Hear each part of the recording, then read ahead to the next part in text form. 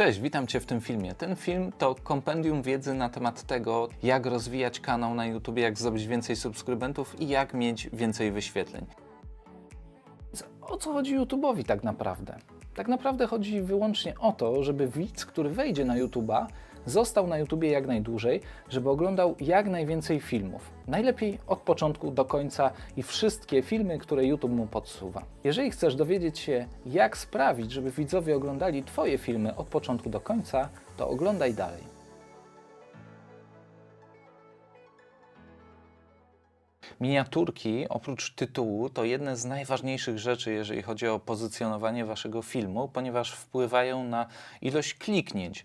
Jeżeli YouTube pokazuje Wasz film w rankingu na dane słowo kluczowe i jeżeli ktoś scrolluje i nie kliknie w Waszą ikonkę, to wszystko to jest odwzorowane w Waszych statystykach. Będziecie mieli także statystykę dotyczącą tego, ile razy YouTube pokazał Waszą miniaturkę o sobie, czyli to jest bodajże ile razy ktoś widział Waszą miniaturkę powyżej 1 sekundy. Jeżeli widział i nie kliknął, to jest to sygnał negatywny dla YouTube'a, że ta Wasza miniaturka, tytuł nie są zbyt zadowalające, więc może to być powód do tego, żeby Wasz film obniżać w rankingach. Więc jeżeli na przykład na 1000 wyświetleń Waszych miniaturek klikalność sięga na przykład 10-15, to Wasz film na pewno nie będzie wysoko w tych rankingach i będzie po prostu ukrywany przez YouTube'a jako film nieatrakcyjny dla widzów. Zwracam uwagę szczególnie na to, żeby moja miniaturka mocno wyróżniała się na tle konkurencyjnych filmów. Pierwszą rzeczą i najważniejszą jest stworzenie odpowiedniego zdjęcia, które jest tłem do całej miniaturki. I o tym opowiada mój film na kanale, który już opublikowałem. Link oczywiście Wam się wyświetli i znajdziecie go także w opisie. Zachęcam do oglądnięcia, bo tam jest całe kompendium wiedzy na temat tego, jak zrobić dobrą miniaturkę, jakiego światła używam, jakiego tła najczęściej używam do robienia zdjęć, więc odsyłam Was do tego filmu. Na takim tle wykonuję serię zdjęć. Pomaga mi to później wybrać to najlepsze. Są to zdjęcia najczęściej wykonywane z różną ekspresją na twarzy, z różnymi ujęciami, z różnym kątem widzenia. Czasem zmieniam obiektywy, czasem w ogóle całkowicie zmieniam pomysł na miniaturkę. I jeżeli mam serię tych zdjęć, transferuję je do komputera, a następnie siadam i w Photoshopie dodaję resztę rzeczy. I teraz Wam pokażę, jak to robię. I tak jak widzicie, wykonałem sobie krótką sesję z kartami do przechwytywania obrazu. Wybrałem to zdjęcie, więc wrzucę je sobie do Photoshopa i pokażę Wam, jak wygląda cały mój workflow. To jest zdjęcie 2 kart. One są tutaj pokazane. Bardzo ważną rzeczą w moich miniaturkach jest twarz, ponieważ wiem, że ona przykuwa mocną uwagę. Szczególnie uśmiechnięta twarz jest bardzo mile widziana. Pierwszą rzeczą, którą robię, jest odpowiednie skadrowanie zdjęcia. Wybieram sobie klawiszem C opcję kadrowania i tutaj wpisuję wymiary miniaturki do YouTube'a. To jest 1280 pikseli na 720 pikseli w 72 dpi. I kadr wybieram w ten sposób, żeby sobie zostawić troszkę miejsca na napisy. Tutaj macie w Photoshopie jeszcze dodatkowo pokazane mocne punkty, czyli jeżeli umieścicie przedmioty na tych mocnych punktach, to one zwracają szczególną uwagę widza. Oczywiście ja troszkę w lewo przesuwam tą całą ramkę, bo nie chcę mieć tutaj zbyt dużej wolnej przestrzeni. Jeżeli chodzi o dobór kolorystyki, szczególnie jeżeli chodzi o teksty, staram się na przykład czerpać inspirację od znanych producentów, znanych marek i z tych produktów, z tych zdjęć, które oni udostępniają, można spokojnie ściągnąć kolorystykę do swoich miniaturek. Inspiracją dla mojej miniaturki były kleje Pateks, ponieważ skojarzyło mi się to z żółtym tłem, które te kleje mają. Kolor żółty jest pomieszany z kolorem czerwonym, białym i czarnym i to mi się bardzo spodobało, dlatego zainspirowałem się tym. Pierwszą rzeczą, którą robię, jest naniesienie napisów. Wciskam sobie literkę T, zaznaczam sobie miejsce, gdzie chcę nanieść napis i moją ulubioną czcionką jest czcionka Segway UI w wersji Bold. Tutaj wybiorę sobie rozmiar na przykład 110 i narzędziem zaznaczam sobie tutaj i wpisuję taniej i szybciej. Okay. Zmienię sobie kolor czcionki zgodnie z moją inspiracją, czyli z inspiracją od Pateksa na kolor czerwony. Okay. Delikatnie sobie przesunę na razie i pod spodem umieszczę drugi tekst. Na razie kolor tekstu zostawimy sobie taki. pokażę Wam, co będę w dalszej części robił. Bardzo fajnym sposobem na to, żeby jeszcze podkreślić tekst, jest dodanie dodatkowego tła pod każdy tekst i tutaj klikam sobie literkę M, zaznaczam w ten sposób, klikam następnie kombinację klawiszy Ctrl-Shift-N, tworzę nową warstwę, klikam OK i tutaj wybieram pędzel B, troszkę go zmniejszymy, rozmiar zmniejszymy i wybierzemy sobie kolor biały. I tutaj 100% krycia i rysujemy kolorem białym. Tekst nam zniknął. Klikamy sobie Ctrl-D i tutaj mamy warstwę naszą białą. Musimy ją przesunąć pod spód. I już mamy bardziej widoczny nasz tekst. Następnie tworzymy sobie drugą warstwę, która będzie pod tym tekstem. Również klikamy Ctrl-Shift-N, tworzymy nową warstwę i na tej warstwie z tym zaznaczeniem pędzlem, czyli wciskamy B, rysujemy sobie na przykład kolorem czarnym naszą drugą warstwę. W miniaturce jeszcze zrobiłem bardzo fajny trik graficzny, czyli wyciąłem sobie te literki i pokazałem gradient, który jest na tle. Robi się to bardzo prosto. Klikamy sobie literką V, wybieramy sobie warstwę tekstu nie będzie, klikamy z wciśniętym kontrolem na literkę T, on się nam zaznacza i w tym momencie klikamy sobie literkę E, czyli usuwanie od gumki. Jeżeli klikniemy sobie w tym momencie na napis, to wyświetli nam się okienko, potwierdzamy OK i w tym momencie nasz tekst został przekształcony na grafikę i możemy spokojnie wycinać.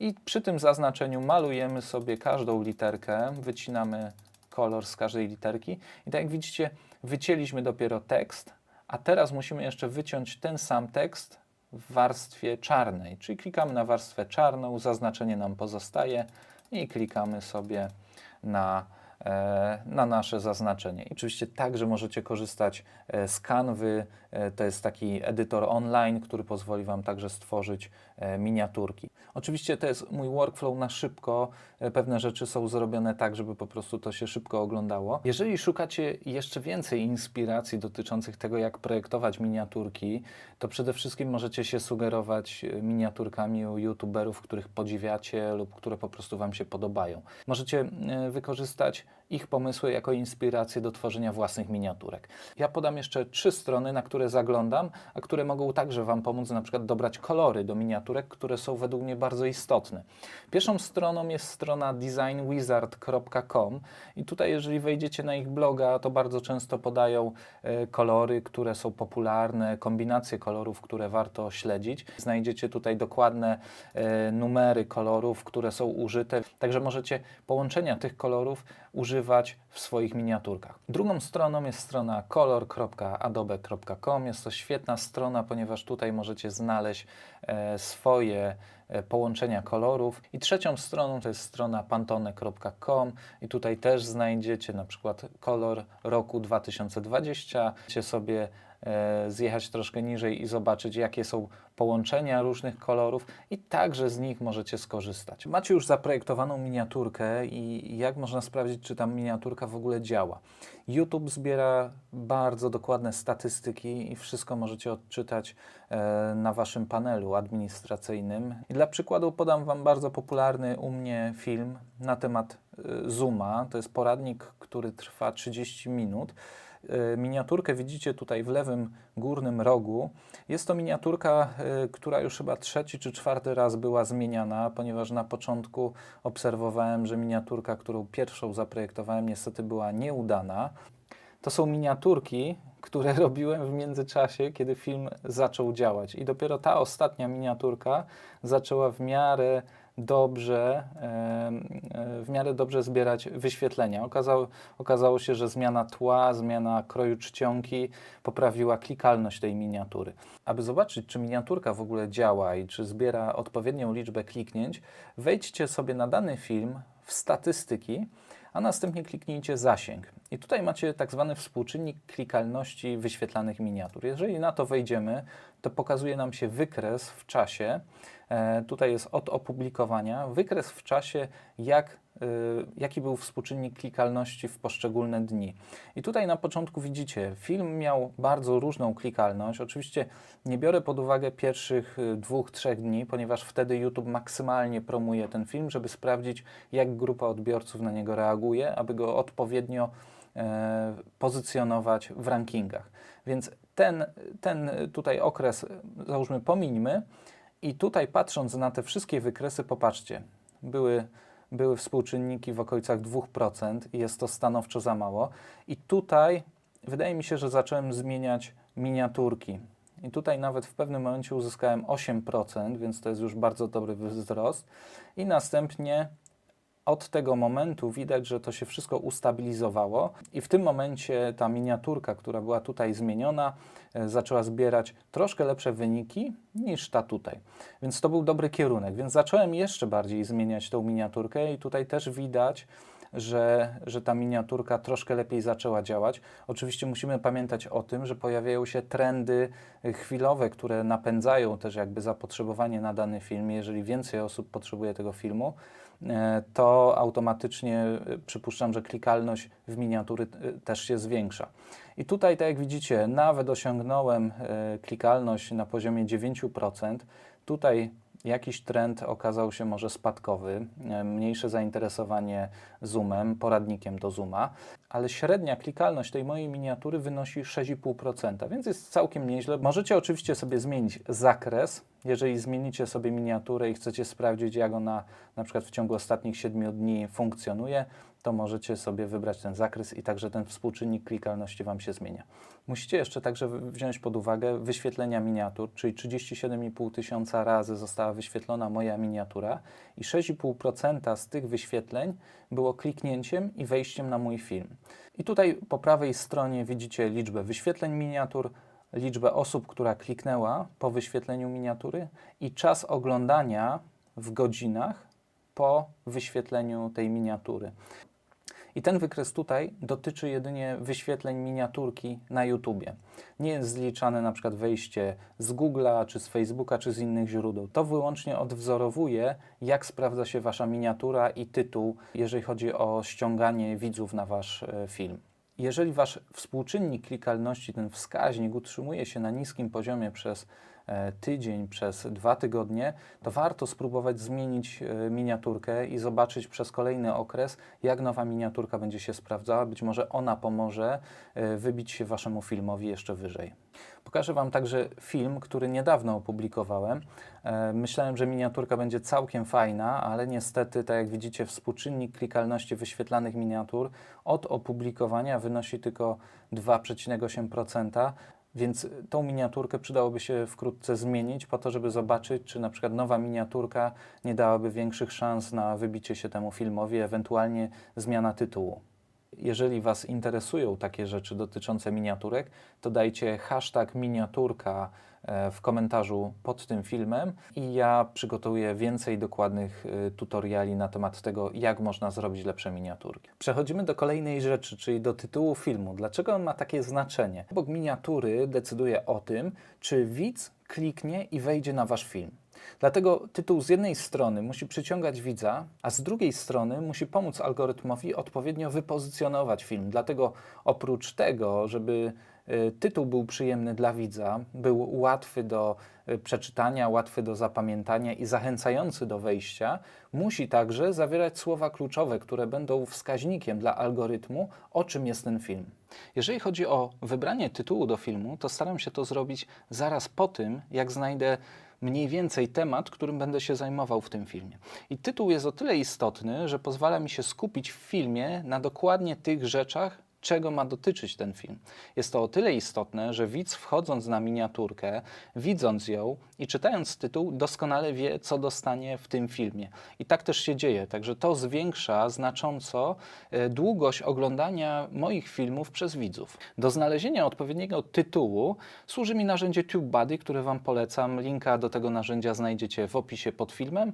Jest to narzędzie, które bardzo mi ułatwia tworzenie filmów i znalezienie takich słów kluczowych, takich tematów, które są często wpisywane w YouTube'a. Jak zatem dobieram tytuł filmu?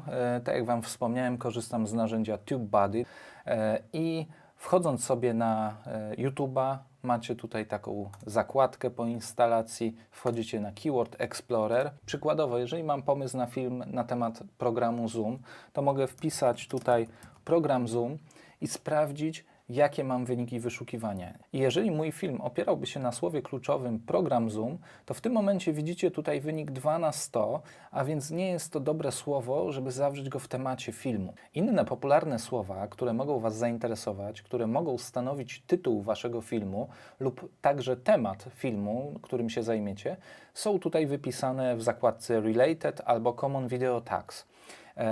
Zakładka Related to tematy związane, sugerowane przez TubeBuddy, które mogą być związane z tym pierwszym słowem kluczowym, które wpisywaliście. W zakładce Common Video Tags macie wypisane popularne tagi, które pojawiają się w filmach dotyczących tematyki programu Zoom. I tutaj możecie sobie także wybrać i sprawdzić, czy na przykład gdybyśmy zamienili program Zoom na słowo kluczowe aplikacja Zoom, czy nie mielibyśmy lepszego wyniku. Jest troszkę lepszy. Trzeba się zastanowić, czy na przykład nie zmienić tytułu filmu na coś innego, a tym samym, czy na przykład tematyka filmu nie powinna obejmować czegoś innego. Dlatego możecie się sugerować tym i wchodzić we frazy długiego ogona, czyli tutaj coraz więcej członów w słowie kluczowym powstaje i macie je tutaj wypisane. Możecie zobaczyć, czy aplikacja Zoom jak działa, czy będzie tym popularniejszym i lepszym, czy będzie lepszym słowem do pozycjonowania. I tak jak widzicie, już mamy coraz lepszy wynik, więc tym samym, jeżeli zawęziliśmy też nasze słowo kluczowe do aplikacja Zoom jak działa, powinniśmy się skupić w filmie na tym, żeby pokazać właśnie aplikację Zoom i dokładnie opowiedzieć o tym, jak ta aplikacja działa. Tak też ja dobieram słowa kluczowe do swoich filmów i tak też staram się zawęzić tematykę moich filmów albo rozszerzyć o takie rzeczy, żeby tytuł filmu był spójny z tym, co jest w danym filmie. Jeżeli potrzebujecie tutoriala i poradnika na temat tego narzędzia, to tutaj macie linka do filmu, który kiedyś nagrałem.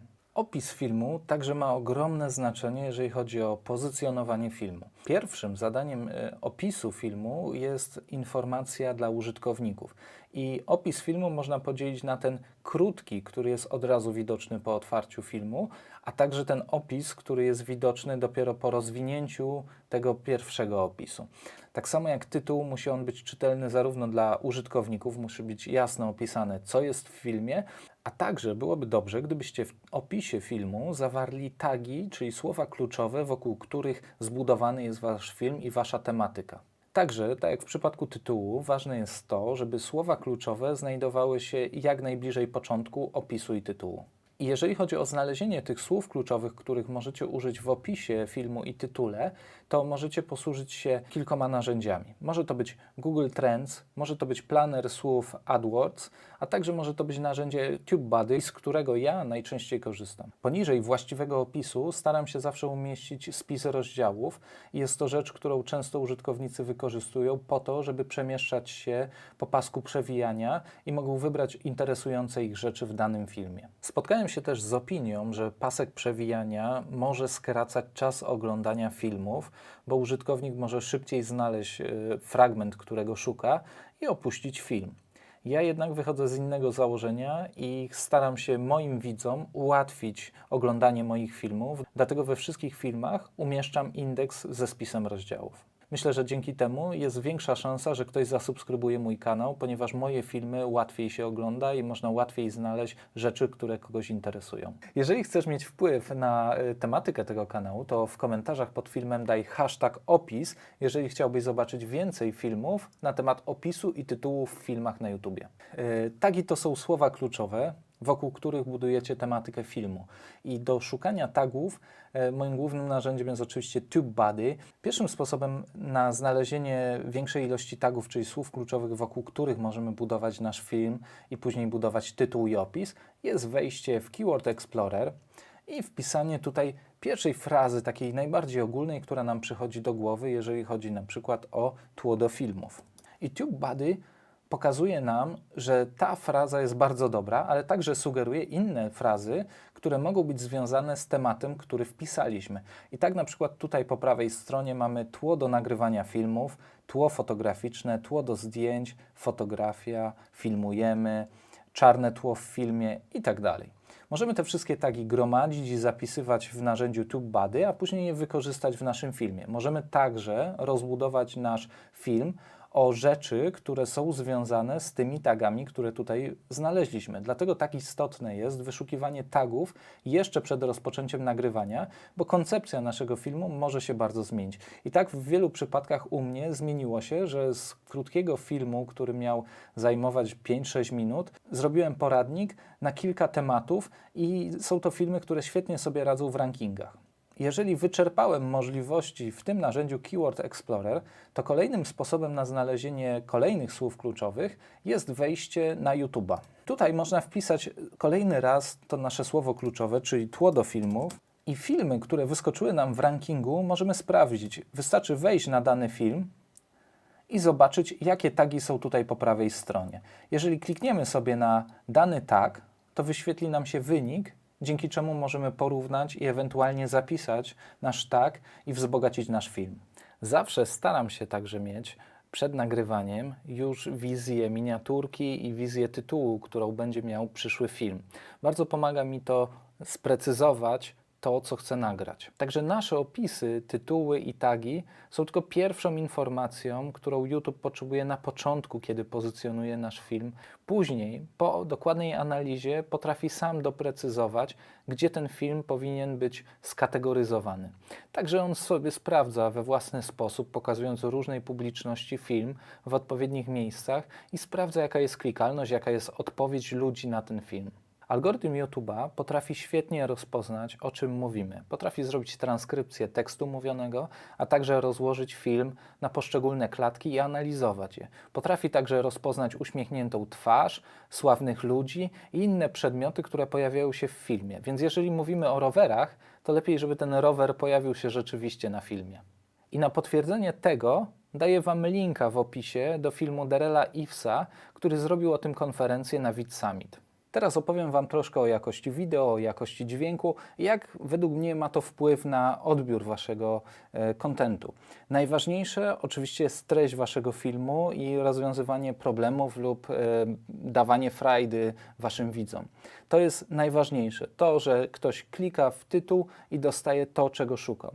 Kolejną rzeczą, o którą trzeba zadbać, jest oczywiście jakość tego, co dostarczacie.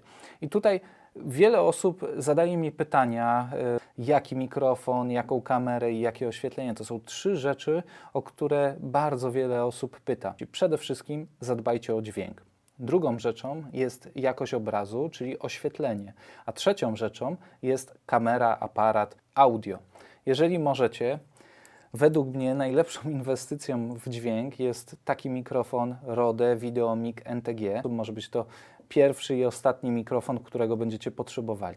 Możecie go wykorzystać na aparacie, do telefonu, do podcastu, do komputera. Ten mikrofon łączy się po prostu ze wszystkim, daje bardzo dobrej jakości dźwięk. Kolejnym mikrofonem, który ja polecam, jeżeli chodzi o jakość, jest Rode Wireless Go, czyli mikrofon, którego teraz używam, a jest bezprzewodowy, jest krawatowy, także zawsze świetnie słychać osobę, która mówi.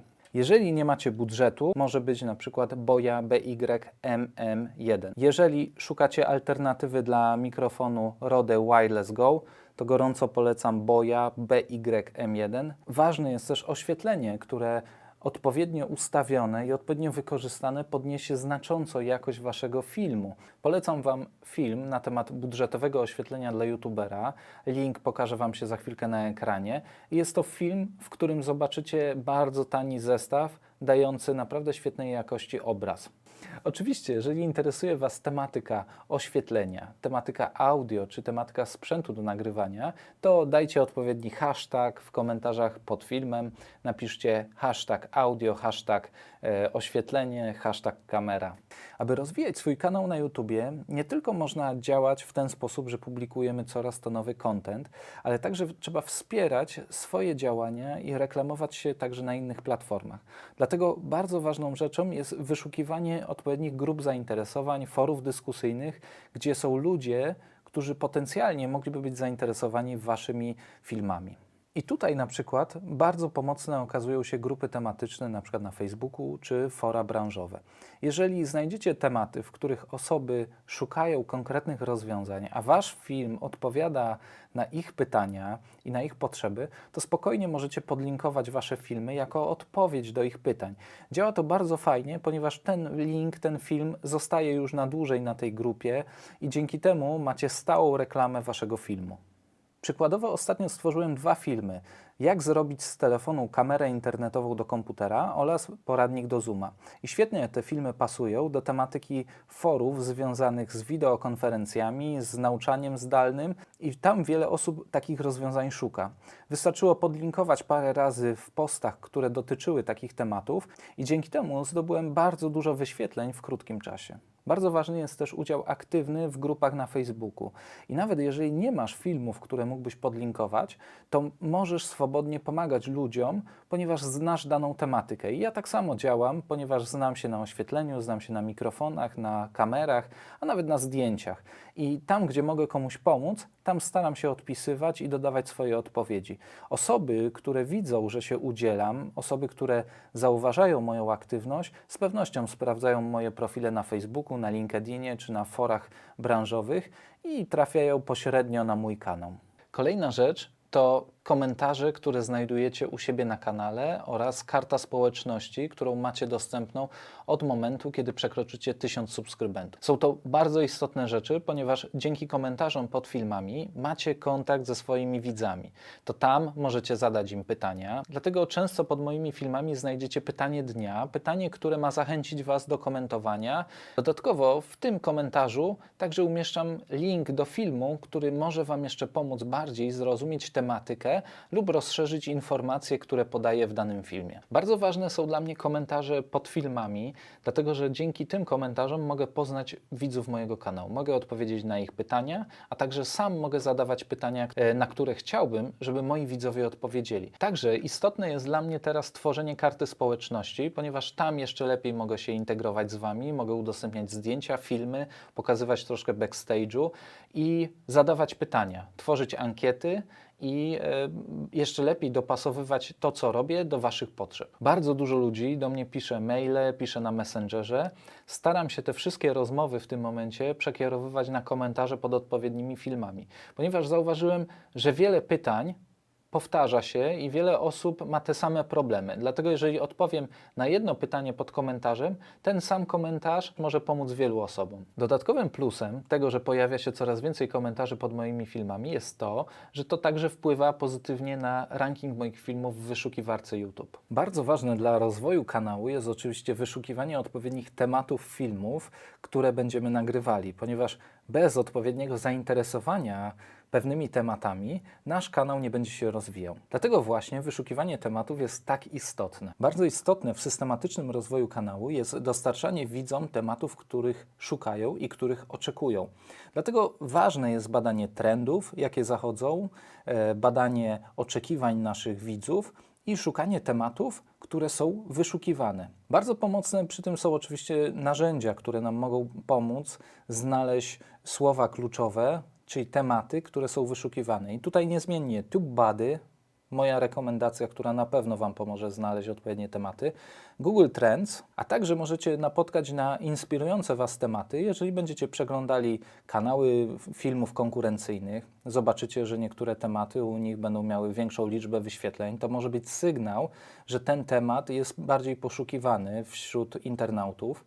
Ewentualnie możecie zobaczyć i śledzić komentarze pod filmami i czasem pojawiają się komentarze w stylu szkoda, że tego nie zawarłeś w tym filmie, szkoda, że o tym nie powiedziałeś, albo po prostu pytania, gdzie ludzie dopytują się o różne rzeczy, jak można coś zrobić. I wtedy może być to sygnał dla Ciebie, żeby na tą tematykę zrobić jakiś film.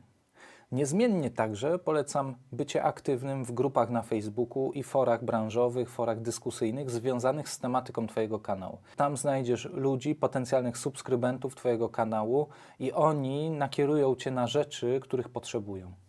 Jeżeli zależy Ci, aby mieć więcej wyświetleń na swoim kanale, to koniecznie musisz zadbać o to, aby utrzymać uwagę widza jak najdłużej.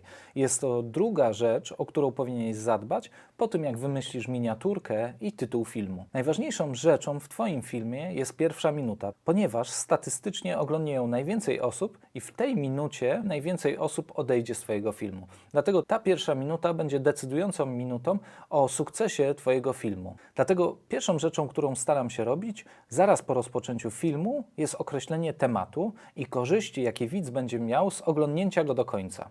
Także, jeżeli chodzi o pierwszą minutę, staram się albo nie stosować intra, albo stosować je bardzo krótkie. Następnie od razu przechodzę do tematu. Istotny jest dla mnie także podział na rozdziały, dzięki czemu widz może od razu przejść do interesujących go rzeczy. Dodatkowo w czasie montażu mogę urozmaicić moje filmy, na przykład nagrywając ekran mojego komputera i pokazując różne rzeczy. Mogę także dodać napisy, które wyskakują, to są animowane napisy, a także mogą być to dodatkowe efekty bardzo pożyteczne, ponieważ ułatwią zapamiętanie informacji, które przekazujecie widzowi. Możecie uatrakcyjnić swoje filmy, pokazując tak zwane b-rolle. Pomysłów jest bardzo dużo i wszystko zależy od tego, jakiego typu treści dostarczacie. Tworzymy kanał na YouTubie, staramy się go rozwijać, ale jak możemy śledzić nasze postępy lub szukać błędów, które wykonujemy? I tutaj polecam Wam sprawdzać te statystyki co jakiś czas, szczególnie w nowych filmach, ponieważ będziecie mogli reagować, jeżeli coś dzieje się nie tak. Pierwsza rzecz, na którą powinniście zwrócić uwagę, to jest liczba wyświetleń, która Wam mówi o tym, ile razy wyświetlono Wasz film na YouTubie. Później druga rzecz to jest czas oglądania w godzinach. Trzecią statystyką bardzo fajną jest liczba subskrybentów, która przybyła po tym, jak oglądali Twój film. Kolejną rzeczą jest utrzymanie uwagi odbiorców i tutaj jest bardzo ważny wykres, który Wam mówi, w którym momencie mieliście najwyższy odpływ ludzi na filmie. Możecie sobie wejść w Pokaż więcej i możecie kliknąć na to miejsce i zobaczyć, co się stało, że ludzie odeszli z Waszego filmu. Co zrobiliście nie tak, że duża część osób zrezygnowała z oglądania go dalej. I te korekty możecie wprowadzić przy przyszłych filmach i nie robić tego samego błędu. Druga zakładka to zakładka zasięg. I tutaj dwie bardzo ważne informacje, czyli liczba wyświetlonych miniatur Waszego filmu na YouTubie, a także współczynnik klikalności wyświetlanych miniatur, czyli jaki procent ludzi, którzy widzieli Wasze miniatury, kliknęło i odtworzyło Wasz film.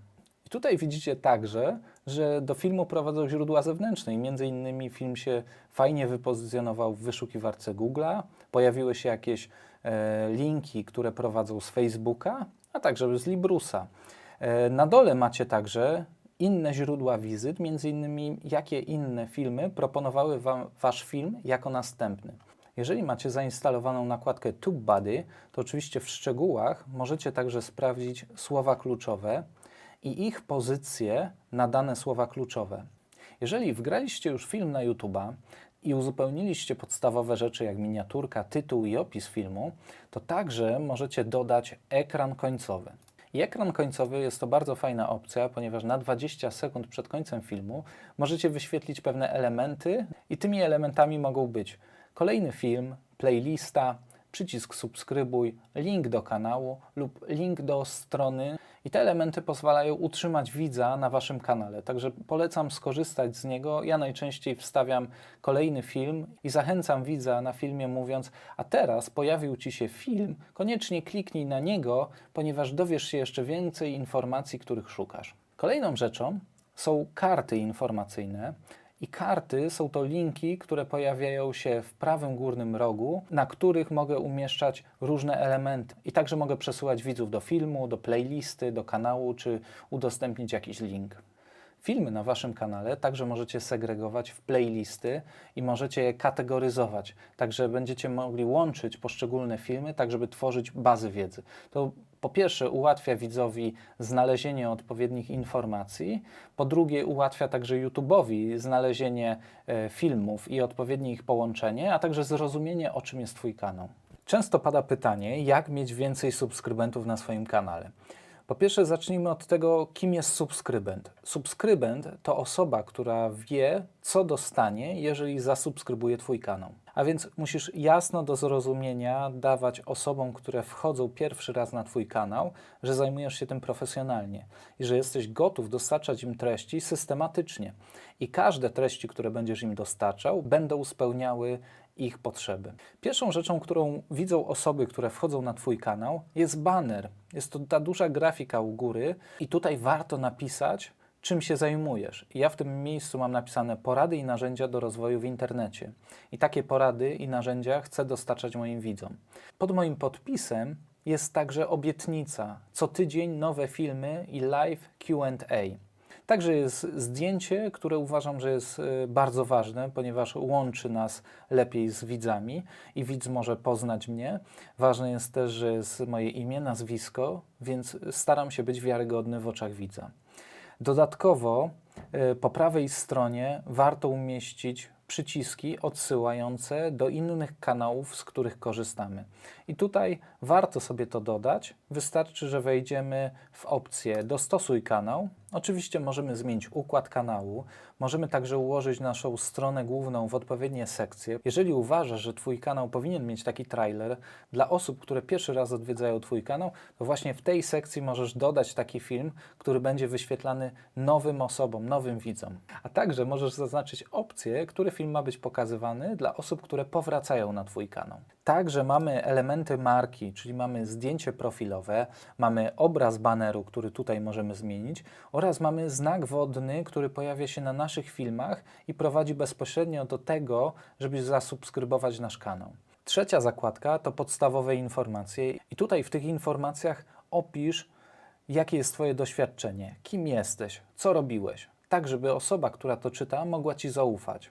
Także w tych informacjach możesz zawrzeć, czym się zajmujesz, czego dotyczy ten kanał, tak żeby osoba, która wejdzie i przeczyta te informacje, wiedziała, dlaczego warto go zasubskrybować i co obiecujesz w przyszłości dostarczać na tym kanale.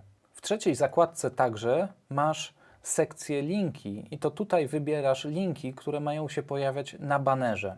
Oczywiście pierwsze wrażenie jest także potęgowane przez miniatury, które macie w filmie i jeżeli przejdziecie do widoku wideo, widać od razu, czym ten kanał jest. Czy jest profesjonalnie prowadzony, czy miniatury są zadbane, czy tytuły filmu są odpowiednie. I jeżeli pierwsze wrażenie osoby, która wejdzie na kanał jest pozytywne, jest duża szansa, że zasubskrybuje ten kanał. A teraz koniecznie oglądnij ten film, który Ci się pojawił, ponieważ dzięki niemu dowiesz się jeszcze więcej na temat tego, jak rozwijać swój kanał na YouTubie.